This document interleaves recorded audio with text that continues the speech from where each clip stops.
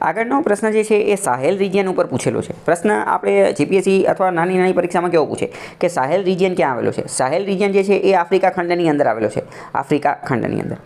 આપણે હમણાં એને મેપમાં પણ જોઈએ તો પ્રશ્ન સાહેલ રિજિયન જે છે અત્યારે થોડા વર્ષોથી ખૂબ ચર્ચામાં છે. કેમ? કારણ કે સાહેલ રિજિયનની અંદર ઇન્સ્ટેબિલિટી, અસ્થિરતા જોવા મળે છે અને સિક્યોરિટી સિચ્યુએશન જે છે એ વર્સનિંગ ખૂબ જ દિવસે ને દિવસે કથળી રહી છે. તો પહેલું વિધાન સાચું છે? તો કે આ પહેલું વિધાન સાચું છે. કારણ કે પહેલું વિધાન એવું જ કહે છે કે સાહેલ રિજિયનની અંદર સિક્યોરિટી જે છે સિક્યોરિટી સુરક્ષાની સ્થિતિ કથળી રહેલી છે અને ઇન્સ્ટેબિલિટી અસ્થિરતા વધી રહી છે. પહેલું વિધાન સાચું. બીજું વિધાન એવું કહે છે કે સાહેલ રિજિયનની અંદર જે છે એ મિલિટરી ટેક ઓવર જોવા મળેલું છે. કૂ જોવા મળેલું છે. અહીંયા કૂપ લખેલું છે અને વંચાઈ કૂ.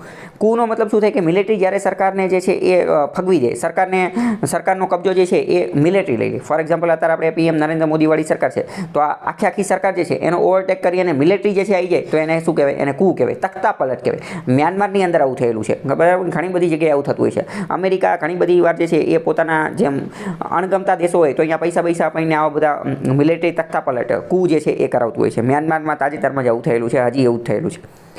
તો ઇન શોર્ટ એવું કહે છે કે સાહેલ રિજિયનની અંદર આવા મિલિટરી કૂ અને મિલિટરી ટેક ઓવર જે છે એ જોવા મળે છે તાજેતરની અંદર. તો હા, એ વાત પણ સાચી છે. આ મિલિટરી ટેક ઓવર અને મિલિટરી કૂ, તખ્તા પલટને એવું બધું જોવા મળે છે એટલે જ તો અહીંયા જે છે ઇન્સ્ટેબિલિટી, અસ્થિરતા જોવા મળે છે અને એની સિક્યોરિટી જે છે એ વર્સન જોવા મળે છે. બરાબર, તો બંને વિધાન સાચા છે અને બંને એકબીજા સાથે જોડાયેલા પણ છે.